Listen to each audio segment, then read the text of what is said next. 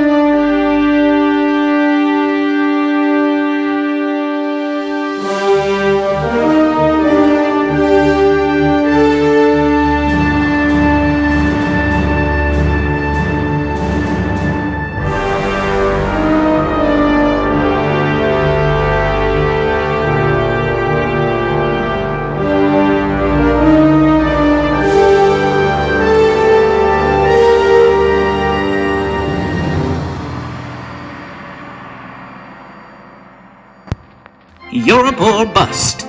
With Italy in their crosshairs, the Allied forces planned for an invasion of the island of Sicily. Trepidations abound as preparations are made for the amphibious assault. Spearheading the offensive will be heroes from Operation American Defense. With such mixed results from their first mission in Tunisia, will the American superheroes redeem themselves by taking the Mediterranean beach?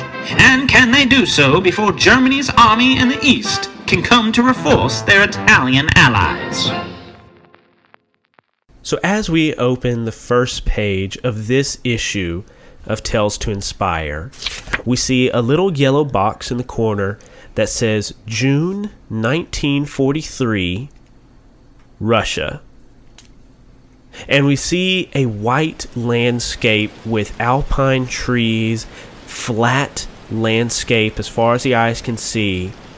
And we see a Nazi platoon working their way down this, not even a road, a rut in between the trees, weaving their way through. And as they are weaving their way through, suddenly one of the trees bursts apart.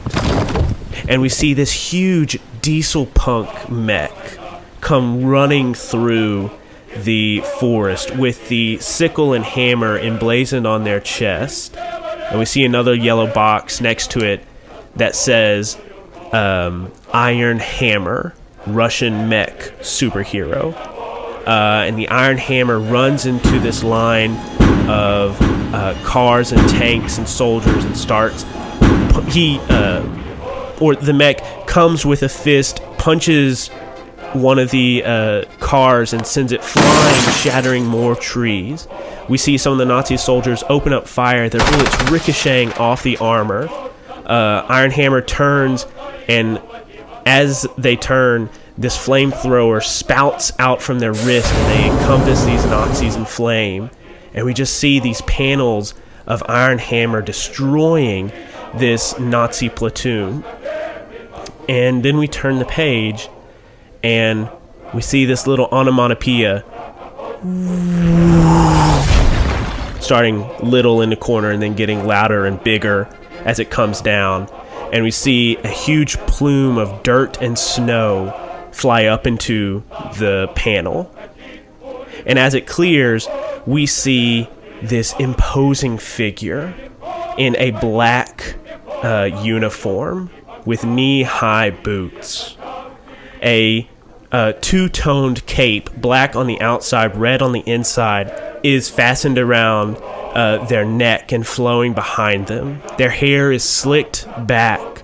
We see a little yellow box next to this person that says Übermensch, Nazi supervillain. And the Iron Hammer turns and looks at Übermensch, and with his other wrist, he brings around a machine gun and just starts unloading shots into Übermensch's chest. And we just see Übermensch just striding forward, these bullets bouncing off of his chest. Iron Hammer lowers that hand, brings up the other, shoots out a gout of flame that washes over Übermensch. We can barely see the scratchy outline of him inside the flames. And then we just see a hand come out and grab the flamethrower, and we see an onomatopoeia crunch as he just crunches and destroys that flamethrower. And then we see just a splash panel from behind Iron Hammer as Übermensch punches the Iron Hammer straight in the middle, and we see it from behind as the Iron Hammer mech suit is just obliterated. We see valves and diesel and nuts and bolts and shreds of metal just flying, and we see the pilot exposed inside, just his face grimacing as he is just flying toward the reader, as Übermensch is just in this villainous pose as his fist is raised high after he has punched Iron Hammer. And then we see a panel of Übermensch staring at Iron Hammer. And then in the background we see a figure getting closer in the trees, and closer and closer. And then we see this man naked from the waist up, wild hair flowing behind him, a scraggly beard coming down over his chest, jumps out with these two daggers raised high. And then we see another yellow box that says Koshi the Deathless, Russian folktale hero. And he comes down, strikes Übermensch across the shoulders with these blades, and they just shatter against Übermensch's shoulders. Übermensch turns around with a fist to backhand Koshi the Deathless. Koshi the Deathless rolls out of the way. He draws a sword, a long sword, and draws it out, holds it towards Übermensch. "My name is Koshi the Deathless. You have come into my home. Prepare to die." And then we see Übermensch's response. "You call yourself Koshi the Deathless." And we see a close-up of Übermensch's eyes as they start to glow red.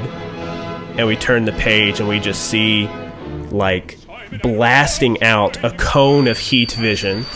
You see Koshi the Deathless's skeleton silhouetted by this heat blast, very reminiscent of X-Men Days of Future Past, when the Sentinels were just destroying Wolverine. We just see the silhouette of Koshi the Deathless. And then the next panel we see this blackened skeleton lying in this smoke in the dirt. And then the next panel goes back to Übermensch and he says, "But you die just like any other man." And Übermensch turns and he sees a line of Russian defenses in the distance. And beyond that, we see Moscow. And Übermensch takes a step towards Moscow. We turn the page. And the little yellow box says, July 1943, North Africa. And we see all these ships are lined up at the shore. We see some planes flying overhead. And we see this preparatory war council is going on with a general from the American forces, a general from the Canadian forces, and a general from the British forces all gathered underneath this tent. And on the table in front of them, we see a map of the island of Sicily.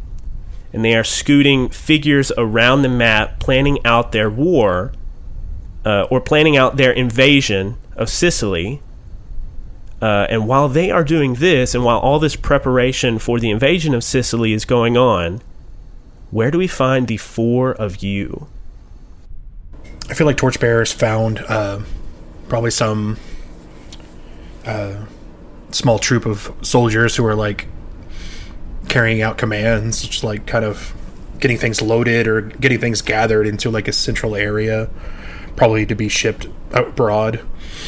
And he's just making himself useful, kind of lifting heavy objects and helping out where he can, just to feel useful. Okay. So yeah, I think you're like carrying like a huge container of munitions like on one shoulder, and some of the soldiers are just looking on in awe. And you see one of them has his chest puffed out. He says, he's from Philly.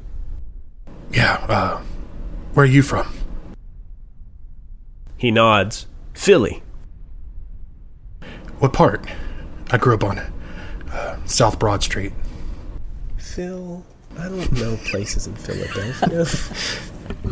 Just say North Philly Street. Philly Street. 123 Philly Street. This is like central part, in the middle. In there. I'm a real honest with you, man. I didn't grow up in Philly. Right next to Patty's Pub. I grew up on 9th Street. Sounds good. Didn't think I would meet anybody from back home all the way out here. You probably don't know this, but I was there at the Liberty Bell with you and Duskovitz. Yeah, you were there? Yeah, whatever he was doing messing with my brain, and you stopped that. So I owe a lot to you, man. Oh, it's the least I could do. I'm really sorry it happened in the first place. I'd never seen him get so out of control before. It never should have happened in the first place. But I'm glad I could stop him. Hey, you were there to help. That's all that matters to me. I appreciate that, and that's all I want to do. I just want to help. Well, here, let me help you. And he goes to so you have a huge container on one shoulder and I don't know, a bundle of something underneath the other, and he goes to grab it. Do you let go? Yeah. It just crashes to the ground. It is way too heavy for him to carry. Oh, sorry about that. It's a little heavy, but you know what they say, many hands make a lighter load. I think we could get this if we work together. Just pick up one side of it. I would pick up most of it so he can pick it up and it feels like the load is lightened. But if only the boys back in Gritty could see me now, in cahoots with the Torchbearer. And he follows after you. Is there anybody with a camera, a photographer, taking photos of any of this? Because it's sometimes there'd just be a guy with a camera. Yeah, like a wartime journalist, or just somebody I'm a soldier who has a camera. Probably a wartime journalist or something. Yeah, there's definitely. So we see Torchbearer and that guy walk off And then in the next panel, we see like a tripod with one of those huge blocky cameras, and he's like taking pictures of everything being loaded on, and everything going on. Cool. Yeah, Crystal Gazer sees a camera, and she walks towards it. Because obviously they're here to take pictures of her. Uh-huh. So she walks over to the cameraman and says, what kind of camera you got? He looks up, startled, to see a superhero speaking to him. It's a Canon S model. I was just thinking, we're about to do something real big here, and I know some of the boys are probably a little nervous, right? You could say that again, ma'am. What if we took a few pictures, let me sit down and talk to some of them, shake some hands, make them feel a little better, and heck, a picture might be able to, well, maybe not send it home to their sweetheart, wouldn't want to make anyone jealous, but show it to the boys, I think that'd be ace, ma'am. I think that's just a thing to get their moxie up. I like it. Well, let's go then. She stands in front of the camera and then says loudly to the whole crew, so you kind of like see her with one arm on her hip and the other one up in the air, kind of gesturing. Hey, y'all, want to take a picture? All these boys look over and see Crystal Gazer, this beautiful woman, and they're like, shucks, yeah, and they rush over. And I think the next panel is like a black and white portrait of whatever. How you describe it? What does this picture look like? How have you arranged these men? So so I think the next shot is sort of like her, like you see like a line of people. I mean, I wouldn't say it's like a huge line, because I mean, people are busy, they're doing things, right? But in any military operation, there's always the hurry up and wait. So like some people are waiting for this thing to happen so that thing can happen, so this thing can happen. So she's got a small line formed, and I think you see like a like the panel's sort of outlined in this sort of like a flash sort of like waviness around it, and you see her standing there shaking hands like, how's it going, where are you from, oh yeah, like talking to him. And then they're like having like conversations, and she's like standing there still with her hand on her hip, shaking hands and standing very hero pose, very Wonder Woman-esque, with like both hands on her hips or like shaking hands. And like I just imagine like a panel where you see a bunch of like photos kind of overlapping each other, like they're like kind of like it's like after the fact, after they've been printed, and they're all kind of sitting on a table. Yeah, I love that. Yeah, that's beautiful. Omission or Sister Solstice, where are you at? Omission is just enjoying a can of beans on the steps of a building or a tent. Just quietly enjoying himself with a book. Okay. Is Omission particularly focusing in on any aspect of what's going on right now? He probably looks at the photo shoot and is curious, but there's no reason for him to be a part of it. Yeah. Because he wouldn't be in the pictures long.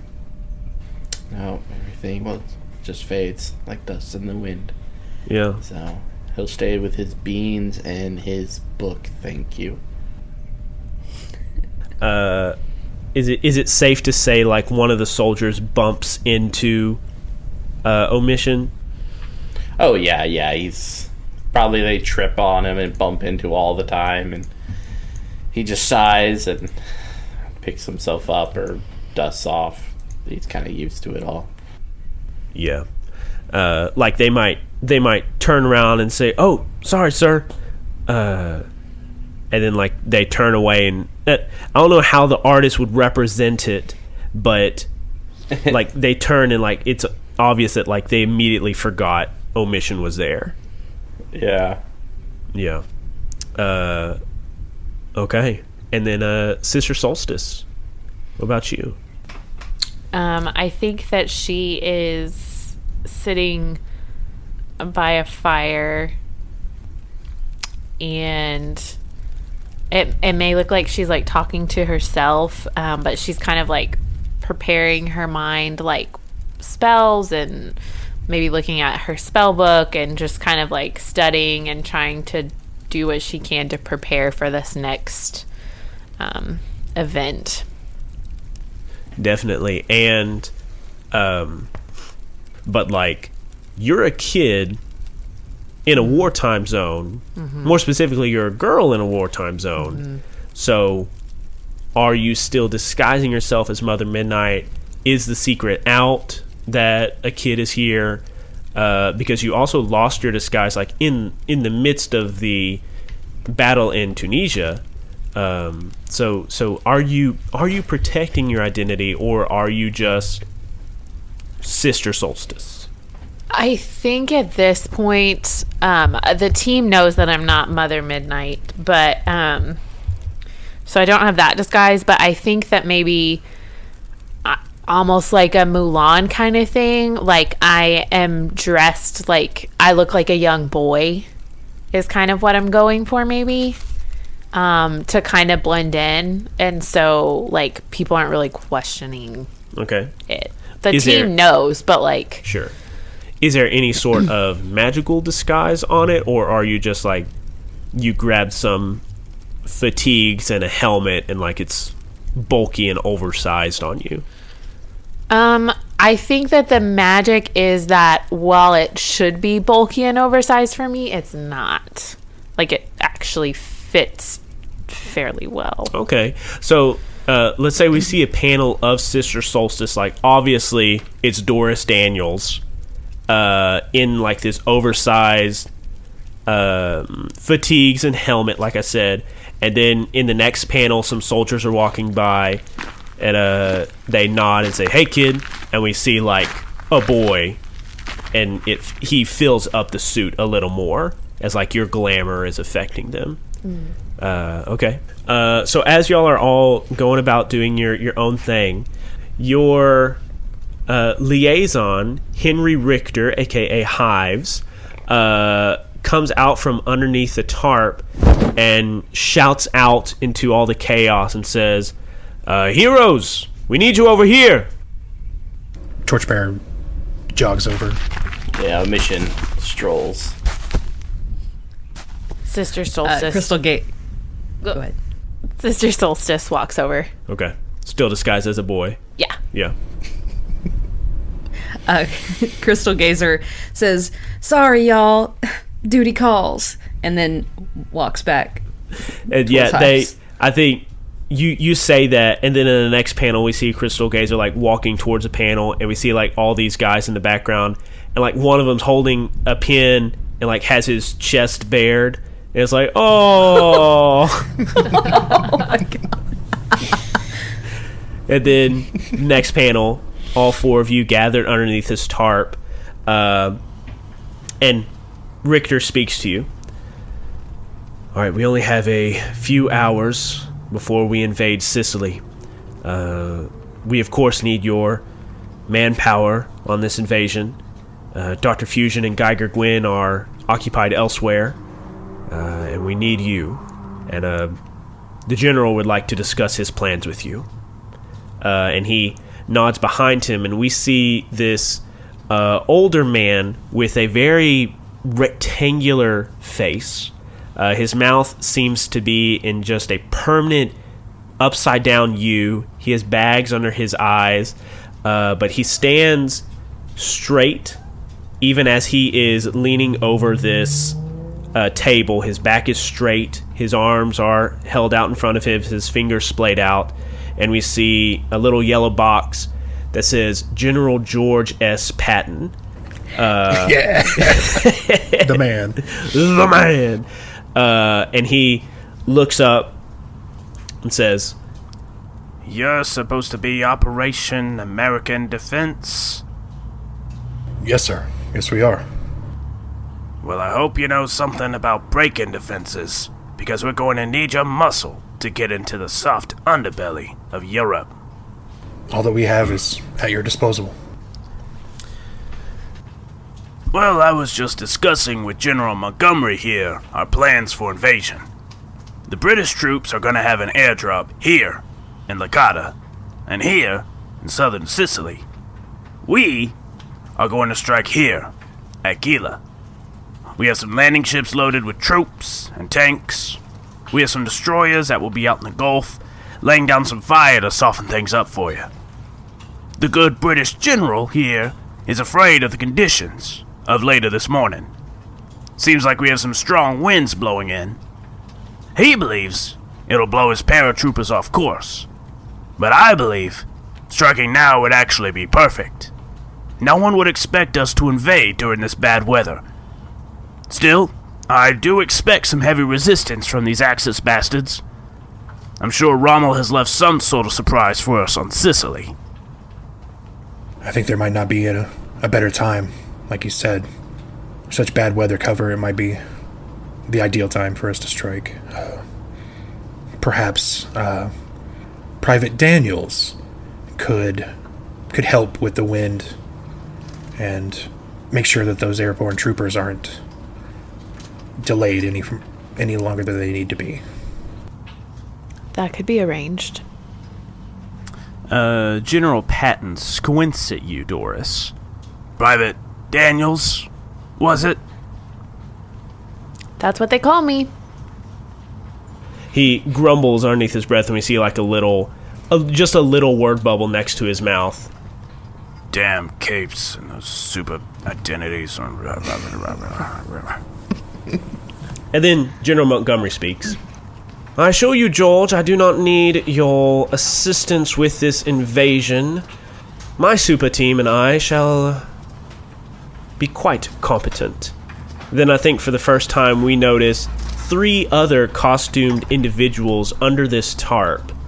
And I would actually like for you to tell me and build these characters together.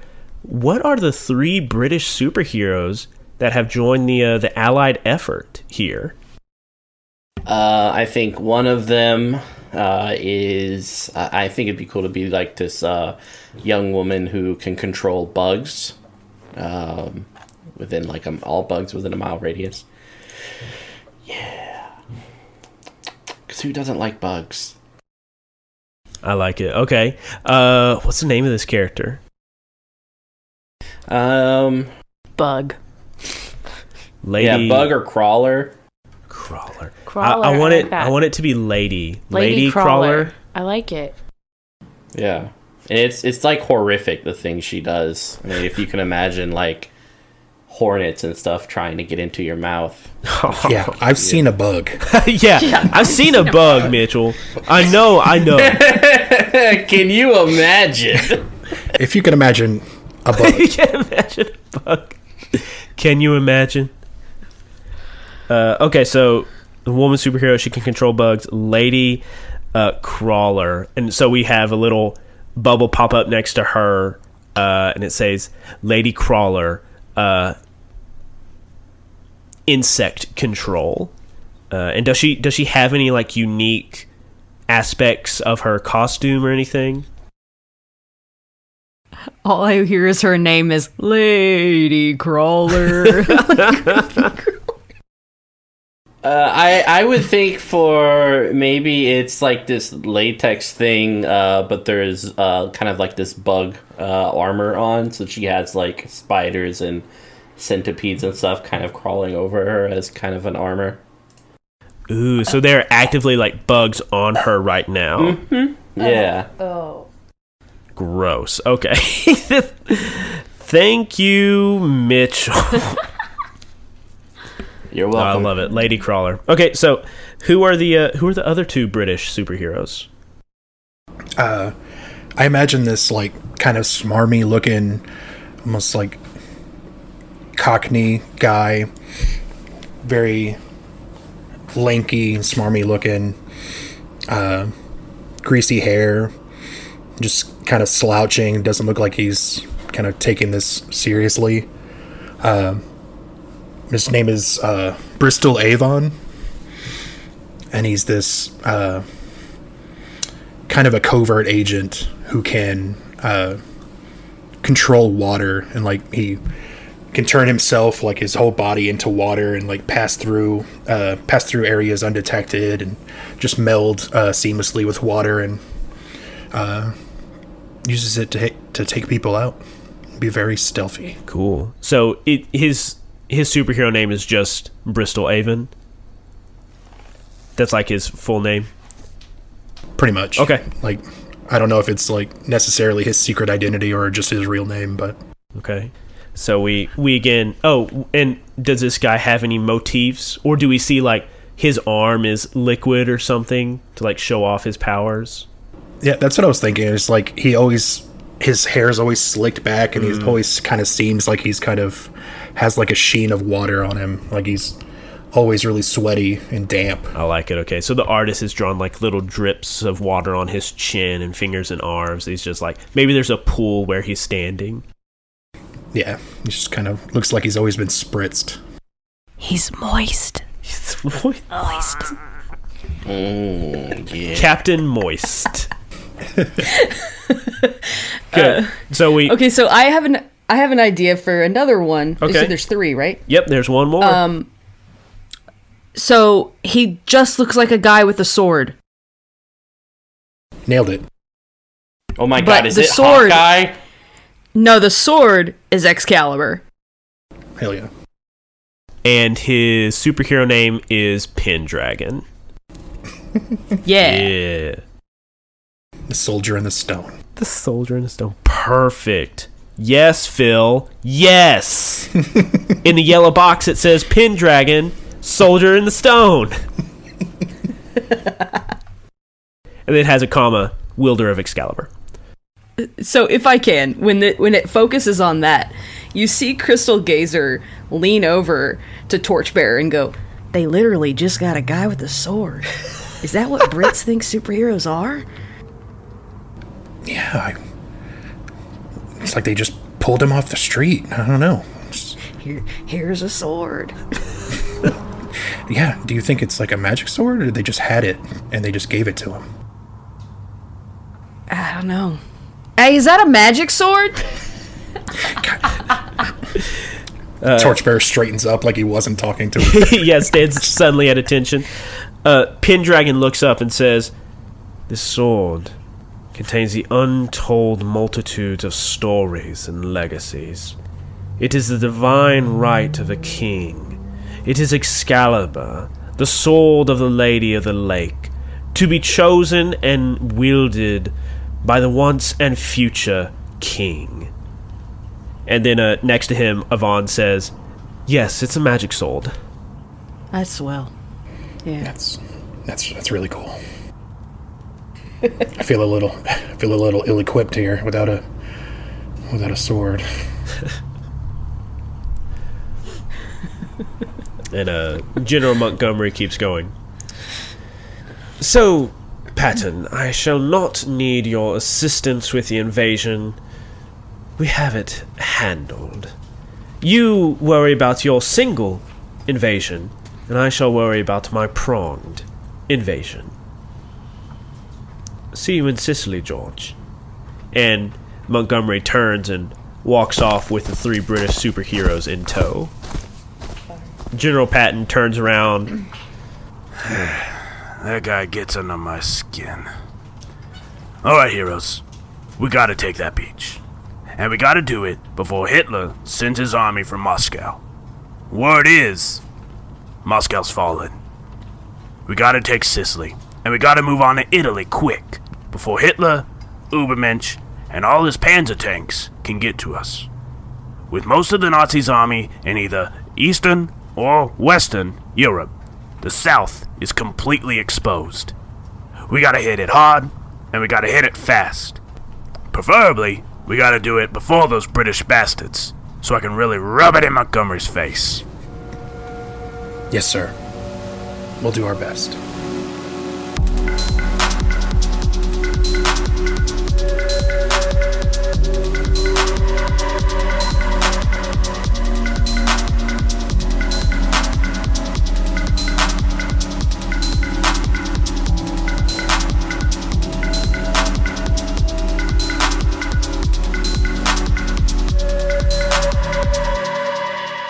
Hello, friends, and welcome to the mid-roll section of episode 4 of season 1 of Tales to Inspire.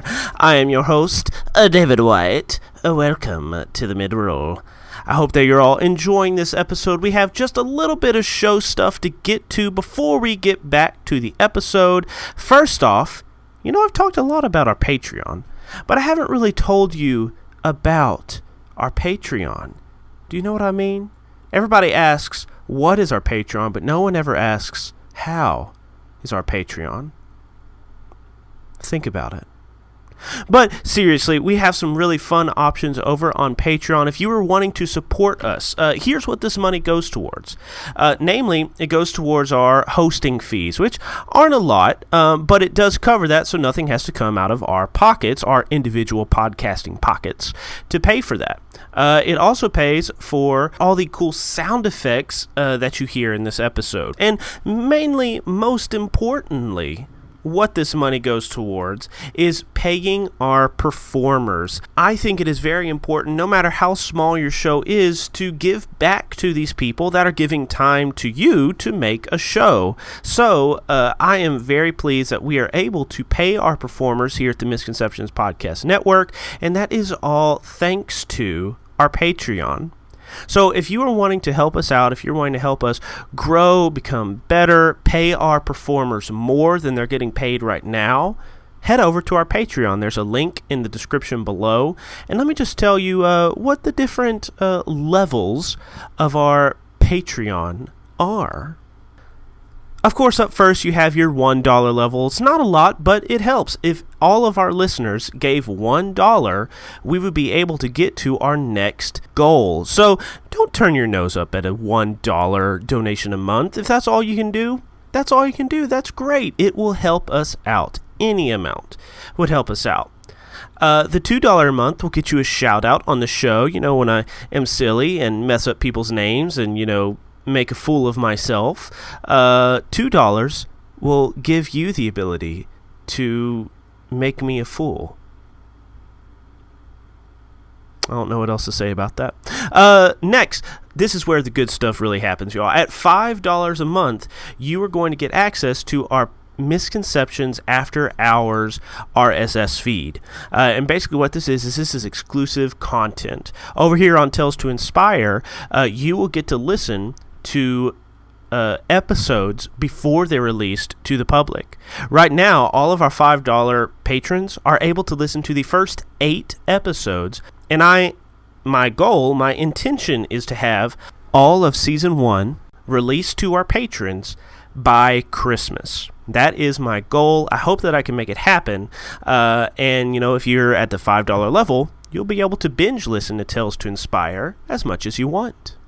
At the $10 levels, you will be able to participate in our patron-only game night. This is where I send out a Zoom link to all of our $10 patrons, and basically we just come, we chill, we hang out, and we play Jackbox. That's really what we do. Originally, it was like we would sit around and play a role-playing game, but that's stressful. Trying to do this on top of a random TTRPG session each month with people, it was a little stressful. So I enjoy playing Jackbox with you, getting to know all of you a little better, and just having some fun Jackbox times. So that's at the $10 level. At the $20 level, you are going to be able to create a character that will be featured on the show. I'll send you a Google form, you fill it out, and then you give me some details about, hey, this character, this is his name, or this is their name, this is the powers they have, this is when in the timeline they would pop pop up. So if you would like to create a character that would show up in Tales to Inspire, either in the background, or maybe the characters, our main characters talk to your character, or maybe they're featured in a newsreel at the beginning of the episode, who knows? Who knows where your character will pop up, but they will pop up. That's at the $20 level. At the $30 level, you get everything that I mentioned, but you also get a monthly 10% off coupon to our online merch store. Now, right now, we don't have any Tales to Inspire merch, but I am hoping to change that soon. Of course, you can still go there and buy some cool Sins of the Father merch, some cool Misconceptions podcast merch. There's some cute little chibi charms that I really, really love of our kids from Sins of the Father and our characters from our first show, Misconceptions podcast. I love those little Misconceptions chibi charms. I have to look into getting some done for Tales to Inspire, maybe, because I love them so much. But anyways, hey, that is our Patreon. It goes towards making this show better. It goes towards paying our players, buying us sound effects, all this really neat stuff. If you like our show, please consider giving on our Patreon. In addition to that, if you can't support us monetarily, I understand. Times are hard, money's tight. I understand that.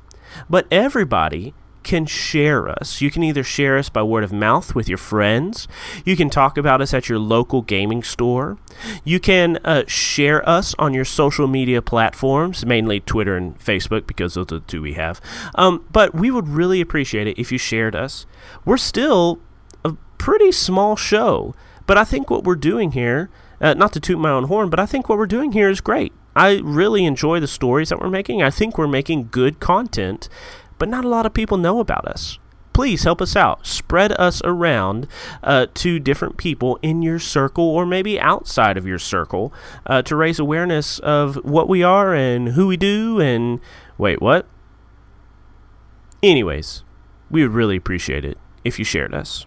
And we are part of a podcast network. We have another show called Sins of the Father.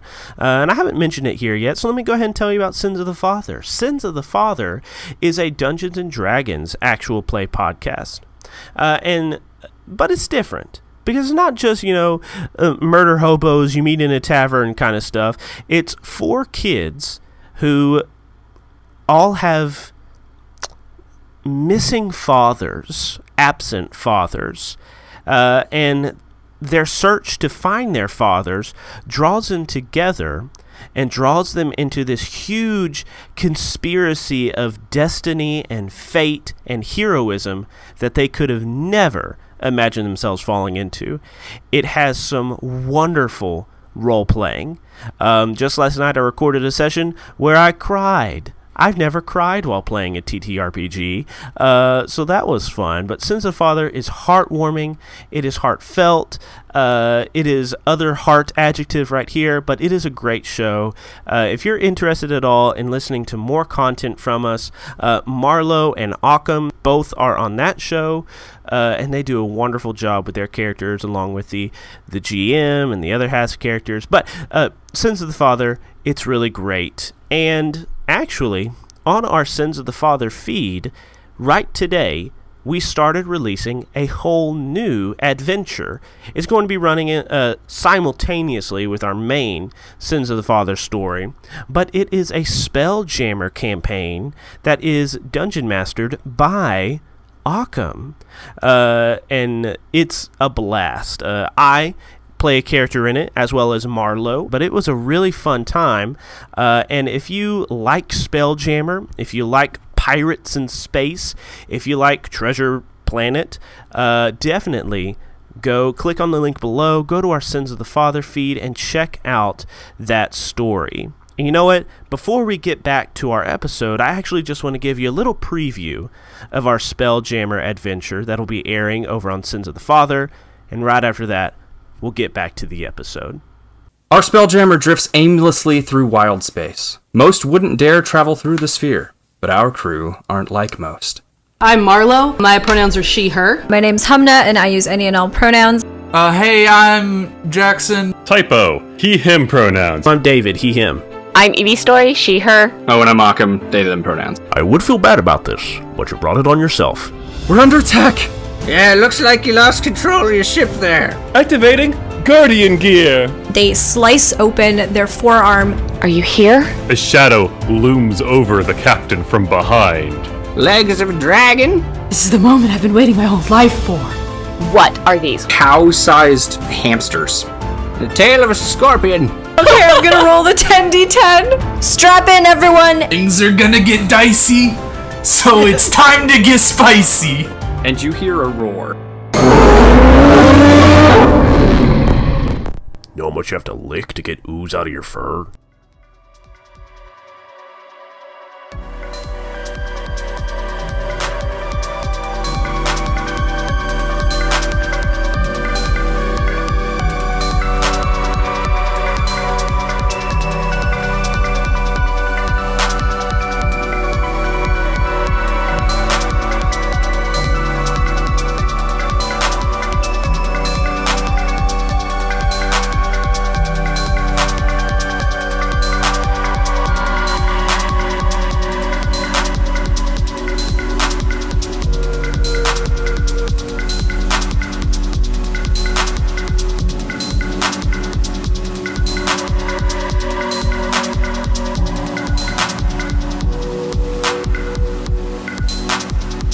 So, where do you want to be at 11:50 before midnight strikes and the invasion begins? I was imagining Torchbearer being with the soldiers in one of these, the drop ships, or the landing ships. Am I imagining it correctly? Like the long ships that have the front? Yes, absolutely. Okay, yeah. I would like to be at the front of one of those, with down with the soldiers. Yeah. Definitely. What about the rest of you? Yeah, Omission is kind of on the edge of the boat with his legs dangling, eating a chocolate bar. And then Sister Solstice and Crystal Gazer, where are you? I don't know where it makes sense for me to be. We talked about me helping with the wind. Mm-hmm. So do I need to be in the air? Can Sister Solstice fly? I mean, obviously. I mean, no. Flight is not listed in your power profile. You could roll a push. I mean, it feels like It may not look like it to other people, but it feels like flying to me. Feels like, I believe I can fly. It's 1940. That song doesn't exist yet. Crystal Gazer, what about you? yeah, I think she is walking around and talking to people and influencing them. You know, giving them confidence. Talking to people, like really just kind of investing in the soldiers and you know, like having conversations and trying to take their mind off of it, and like kind of giving them a little bit of wash of confidence. Mm-hmm. As a sort of like, it's kind of like flowing off of her, or as an aura onto people as she walks through and talks to them and stands in the crowd of them. And yeah. Okay. So are you in one of the landing ships? Yes. Okay. Are you all in the same landing ship, or are you spread out on different ones? I'd be with the others. I don't want them to... Well, I want to keep an eye on them. Okay. Yeah, I think Crystal Gazer's probably not too far from Torchbearer, just because big strunk. Big strunk. Like, not strunk. She knows strunk. I think there's just some quick cuts of the four of you in your different spaces. Crystal Gazer's walking back and forth, talking and, you know, invigorating these men on the eve of battle. Uh-oh. That sounded bad. I didn't say engorging these men. I said invigorate. Captain, all these men are moist. Avon, get out of here. I mean, what do y'all say? What are y'all saying before y'all get to this island? This is gonna be hectic. Crazy. Just stick next to each other. Stay strong. Take care of each other. Keep fighting. Let's all be heroes. And I think at that moment, the landing ships come in sight of Sicily, and I think we hear the first explosion coming from the shore. The landing ship rocks a little bit, and you hear the roar of American aircraft overhead, and in the distance you can hear the German planes also coming and getting closer. Some of the men grip their weapons a little tighter. You see a white-knuckled young man holding his rifle close to him. And then another shot hits near the boat. It rocks. Some of the men start to get nervous. Whoever is shooting at this craft might hit it soon. What do the four of you do? How far are we from the shore? Could I swim it? You could definitely try to swim it. But the sea is a little choppy, just because of how rough the weather is right now. It's very windy. The seas are very choppy. But you could definitely try. Then yeah, I'm gonna try to. I am abandoning ship. It just flop into the water. Yeah, you hear a splash, and the men all turn and look at each other like, "What was that? Did someone go over? Who's missing? Who's missing?" No one's missing. No, it looks like everybody's here. It's gonna be fine. We're all here. Omission. Why don't you go ahead and roll a take a risk to get to the shore? Excellent. I got a 10. Okay. Well, perfect. You do it. We just see a panel of Omission just swimming through the choppy water towards the beach. Yeah, and like no shirt and suspenders, crawling up on the beach and starting to run behind some barricades. Perfect. Do we see like a panel of you coming out of the water with your knife already in your teeth, just soaking wet? It's probably like he has his knife still holstered, but he does have his chocolate bar in his mouth as he comes out of the water. As he takes another bite out of it, he had been holding on to it just with his mouth. Perfect. Back into the landing ship, what are the three of you doing? I'd like to try and comfort and support if I can. Okay. Comfort and support is more for other player characters. Okay. But what do you want to do? So the Powered by the Apocalypse works like this. You say narratively what you're doing, and then I will interpret like, okay, that sounds like you're wanting to roll this move. So what are you wanting to do narratively? What I would like to do is to kind of, keep talking to them just to keep everybody calm and get them ready for like what's happening and what they're about to have to do. And I would like to have for Torchbearer to create like a shield in front of the front of this drop ship, just to keep any stray fire from getting to these guys. I would like to help with this. Okay. With his calming words. Crystal Gazer's going to go up and put her hand on Torchbearer's shoulder and sort of push this energy, this like positive energy. You see what I'm getting at? Push this positive energy he's trying to put out to these soldiers out towards them. Okay. So Marlo, she's a conduit for my calming and positivity to these, so it reaches more soldiers. I like it.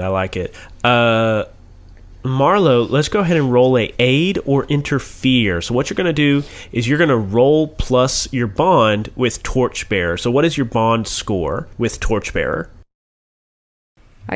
I got a +1. A +1? All right. So roll 2d6 plus 1.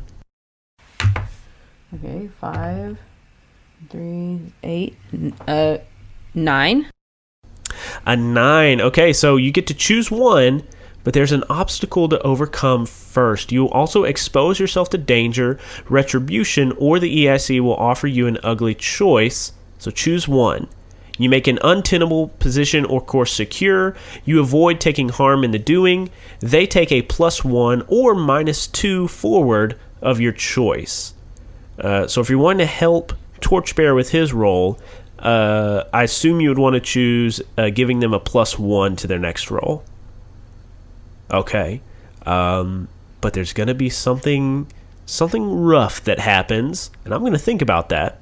While Torchbearer, so you're wanting to calm them down and keep them motivated, also while putting up a shield. Yes. Okay, let's also roll a take a risk. And let's roll with protect. I got a 9. A 9? Okay, so you do it, but you do it imperfectly. It's ESC, with her +1, it makes it a 10. Oh, perfect. It was a 9 with my +2 protect. Perfect. So you did indeed need Crystal Gazer's help to do this. So you're narrating this. Oh, why don't you just go ahead and narrate it. You take the artist's reins for this. Tell us how it looks.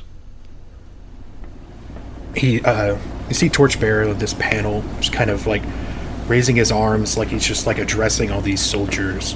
But like as he's raising his arms and using this calming voice, this calming tone, you can see the light start to emit from him, and to create this barrier around the front of this. It kind of like crescent moons around behind him to encapsulate or to shield the front of the ship. And this light kind of radiates towards the soldiers that is that calming presence and the calming vibes. Okay. So you're narrating, you're encouraging them, and we just see this shield glow up in front of them, and we see like some explosions bounce off of the front of the shield, like little puffs of smoke off this yellow barrier as the landing ship presses forward, cutting through the water. In Crystal Gazer, you have your hand on Torchbearer's shoulder. You're focusing on amplifying his positivity and his powers and taking away this angst he has on the eve of battle. But as you are focusing, one of the Luftwaffe, one of the German planes, streaks overhead. We see little columns of water coming up out of the water as bullets are running into the water, and some of them hit the landing ship.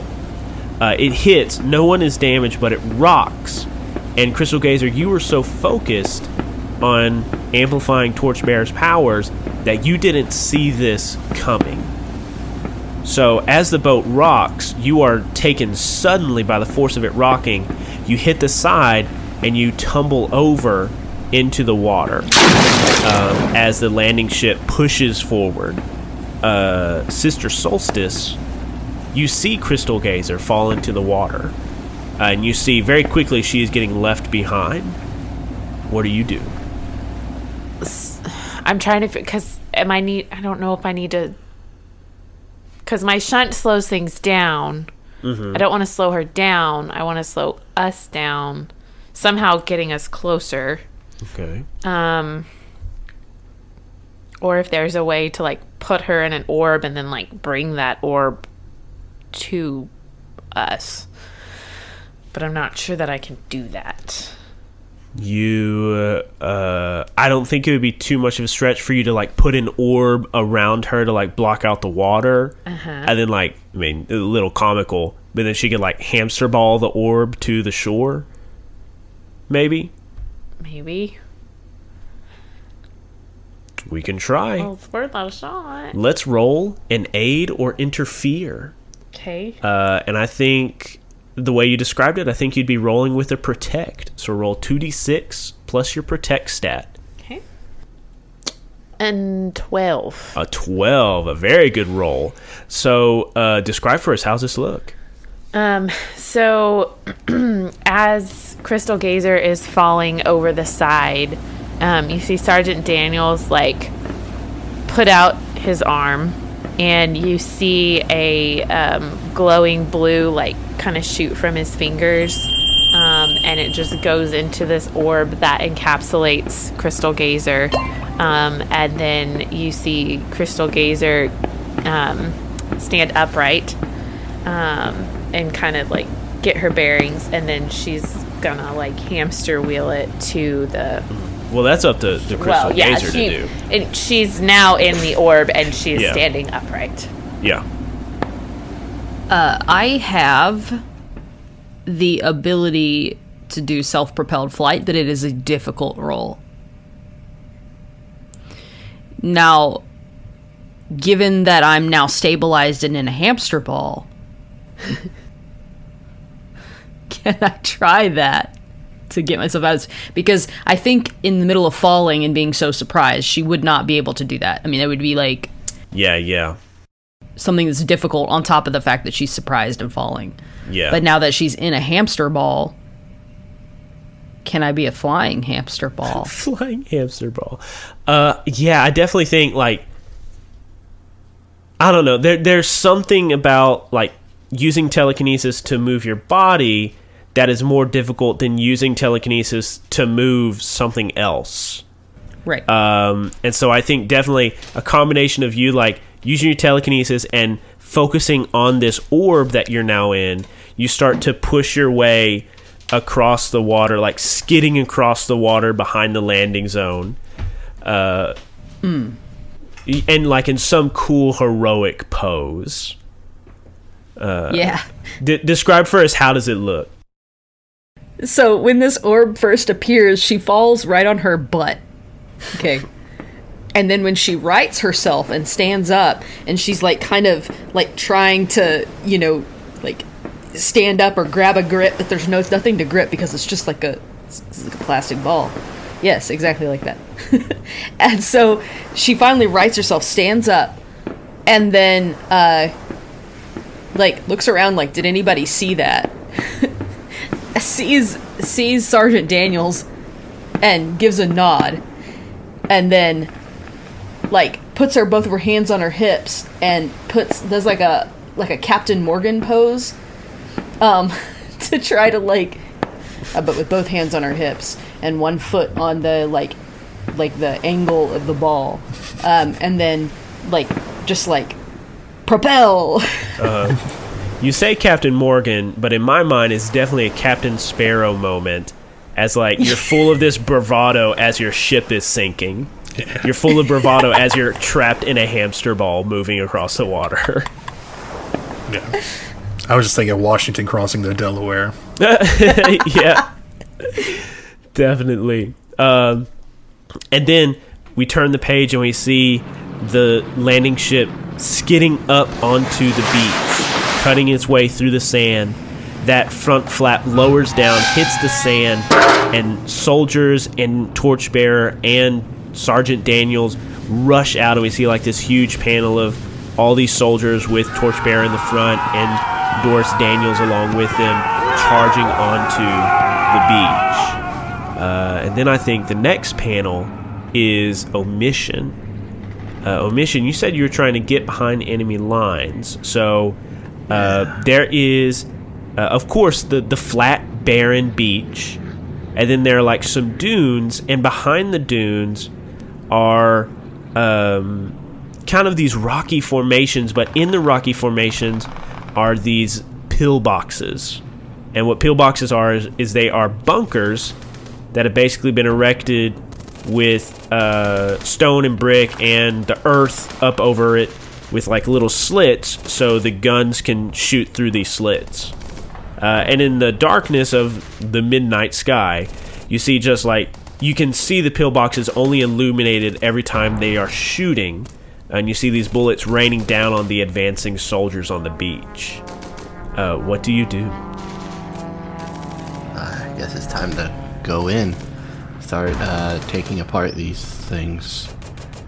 All right. I think if you are wanting to seize control of this area, I think you need to roll a seize control. So let's roll 2d6 and how are you doing this? Are you trying to sneak your way into it? Yeah. Okay, definitely. So roll with maneuver. I so thought you were going to say minutia. Roll with minutia, please. Ooh, nice. I got a 12. Wow. Nice. Okay. So you come up on this pillbox. How do you take it out? How do you seize control of this armament? Yeah, just coming up behind them. He'll do his usual whistle. Someone comes over to check it out. And then he'll just come behind them and slam his knife into the back of their skull, twist, and then pull it out and wait till another person comes, just staying out of their view so that they don't realize that he exists. Yeah. And then maybe we see Omission go through the dark doorway into the bunker, and we just see like little red onomatopoeias, slice. And then we see And then we see Omission walk out with like some blood on his hands and knife. Mm-hmm. Nice. Taking out a chocolate bar and eating it. I love it. And it's like the military ration chocolate bar, so there's no sugar. Yeah. So it's very bitter. Yeah. I love it. Okay, so back on the beach. The bullets have ceased raining on you. However, there is Luftwaffe streaking through the air, shooting bullets. Again, the little columns of sand shooting up into the air to mark where the bullets are hitting. The soldiers are rushing for the beach, yelling, shooting their rifles into the air and into the darkness around them. What are the two of you on the beach doing? Crystal Gazer will be at the beach in a moment. Imagine Torchbearer's like trying to maintain this shield as he runs alongside the soldiers, just to keep them as protected as possible as they make it to the enemy line. Yeah, definitely. To provide them any cover they might need. And I think so you rush, you lead them past that pillbox. That first obstacle has been taken out, and then I think further in we see I forget what they're called, but there is this technique or strategy to take old tanks, bury them in the ground, and then like encase them in cement so that only the turret and cannon were exposed, to make it a stationary tank that also had less room to hit and damage. And I think there's one of those that's taking shots at the soldiers that are advancing. Yeah, I think Torchbearer would definitely like to use that shield to kind of make a rush for it, like deflect the turret's fire as best he can as he gets close, and then try to kind of leverage this turret up out of the ground, just like ripping the top of this tank off. Okay. Let's do a seize control. Okay. I was trying to decide if this would be a seize control or take a risk. It's up to you. Let's do take a risk. Okay. So roll, since you're trying to tear this out of the ground, roll with smash. That's a 9. A 5 and a 4. A 9, all right. So you do it imperfectly. The EIC tells you how your approach might lead to unexpected consequences. Accept those consequences or mark 1 stress. So I think you are grappling with this, twisting it up trying to tear it out of the ground. But as you're twisting and pulling, it's about to come and you're about to destroy this thing, but the cannon fires straight towards the soldiers. I knew you were going to do that to me. I got him, man. I'm taking the stress. He's taking the stress. He doesn't even want me to finish it. Okay.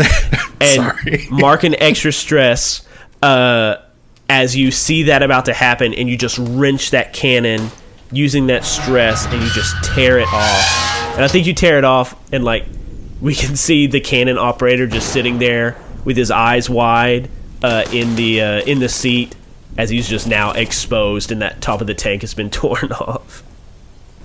Just drop the pieces of the turret and kind of give him a, like, pop my knuckles. Crack your knuckles, yeah. And we see a panel of him, and he's just looking up at you. And then in the next panel, his hands are just up in surrender. On the beach, Crystal Gazer, you, in your Captain Morgan hamster ball, wash up on shore. I would assume Sister Solstice dispels the orb once Crystal Gazer gets there. Yeah. Okay. I don't know how that part works. I don't know if it's just like a bubble that you pop or something. But It's your spell. How do you do it?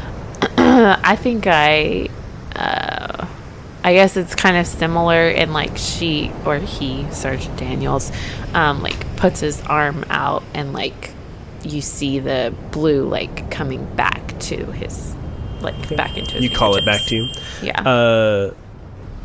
Yeah. So as this orb gets called back, she's got this forward momentum. So she stumbles a bit as she kind of lands, and then she like looks up. Thanks there, kiddo. I owe you one. I would say a beer, but a juice box. Maybe. I like Shirley Temples. Shirley Temple it is. Hey, she's a real sweet kid too, just like you. And then she heads, like she starts running towards the fight. Yeah. And as you're running towards the fight, once again, that Luftwaffe is streaking down, the bullets strafing the beach. And I think because it hasn't been dealt with yet, and I've warned y'all a couple of times about this, I think you need... For this, let's just say roll plus protect. I got a 9. A 9? I got a 12. A 12? All right. So, Crystal Gazer, you completely will get out of the way. You will avoid harm. However, Sister Solstice, I'm going to say you're going to get hit, and you're going to... I'll offer you a choice. You can either accept this or take 1 stress. You can either mark a condition from this or take 1 stress. I guess I'm going to mark a condition. Okay. Which condition are you going to mark? I'm going to go with insecure because Crystal Gazer just like made a point of calling her a kid, which is fair, but like she's just, and then like now there's all this like firing at her and everything, and she's like, what am I doing? Like I am just a kid. And so I think she's just like, that's something that she's constantly like, it's playing with her head. Yeah. So okay, so go ahead and mark insecure, and then further inland the soldiers are pushing forward. Pillboxes are being taken out. Those embedded tanks are being destroyed. And before long, you have taken control of the beach. Just less than an hour. And I think you are all sitting there where you are in this fight, in this siege, and you think General Patton assumed this was going to be a much more difficult fight. However, maybe the Sicilian forces were really thrown off by the weather and didn't think anyone would invade. But even still, there's not much resistance. And I think as the men are standing around cheering and pumping their chests at seizing this beach, I think the four of you have a sense of unease. Didn't that seem a little too easy? Yeah, a little too easy. End of episode. Thanks for listening to this week's episode of Tales to Inspire. Our next episode will be released on August 1st. If you have social media, you can find us on Facebook and Twitter. Like and follow us at Misconceptions Pod for up-to-date information about the show, behind-the-scenes pictures, and just to show us your general positive feelings about the show. We also have a Discord. You can click the link below to join our Discord so that you can chat with other friends of the show and chat with other cast members directly.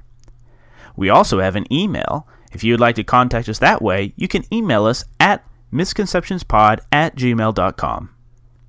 This show is fully supported by the generous monthly donations of our patrons on Patreon. If you would like to join that elite group of supporters and gain access to exclusive content, please consider joining our Patreon. The Tales to Inspire theme song was composed by Esteban Del Pino. You can find out more about his music on fiverr.com/IAM_WAKE. Omission was played by Mitchell Wallace, who can be found at Mitch Bustillos on Twitter.